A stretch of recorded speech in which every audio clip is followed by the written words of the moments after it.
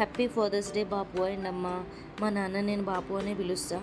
ఒకప్పుడు మా బాపుని, మా అమ్మని, మా నానమ్మ వాళ్ళు ఇంట్లో నుంచి కట్టుబట్టలతో బయటకు వెళ్ళగొట్టేసారనమాట.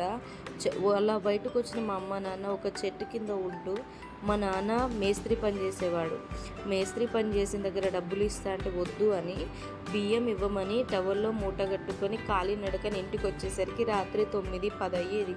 అప్పుడు మా బాబు తెచ్చిన బియ్యాన్ని మా అమ్మ వండి పెడితే తినేవాళ్ళం, హాయిగా పడుకునేవాళ్ళం. మాకు తెలియదు ఆ కష్టం అప్పుడేంటో. వాళ్ళు మా తల్లిదండ్రులు మా కోసం చాలా కష్టపడ్డారు. అలాంటి పరిస్థితి నుండి తమకంటూ ఒక సొంత ఇల్లును కట్టుకొని పంటలు పండించుకోవడానికి సొంత ల్యాండ్ కొనుక్కునే స్టేజ్కి ఎదిగారు.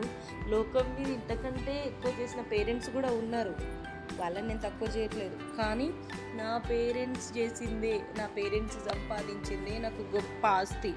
మా ప్రతి సంతోషం, సుఖం, దుఃఖం ప్రతి దాని వెనకాల నా తల్లిదండ్రులు అనేవాళ్ళు ఉన్నారు.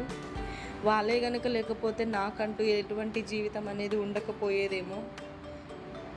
నా తల్లిదండ్రులు వాళ్ళ ఎంత కష్టపడ్డారో, వాళ్ళ కష్టం యొక్క ప్రతిఫలమే ఇప్పుడు మేము అనుభవిస్తున్నాము అనిపిస్తుంది.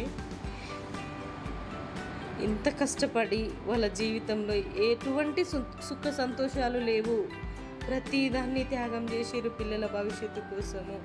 Thank you so much Bapu and అమ్మ.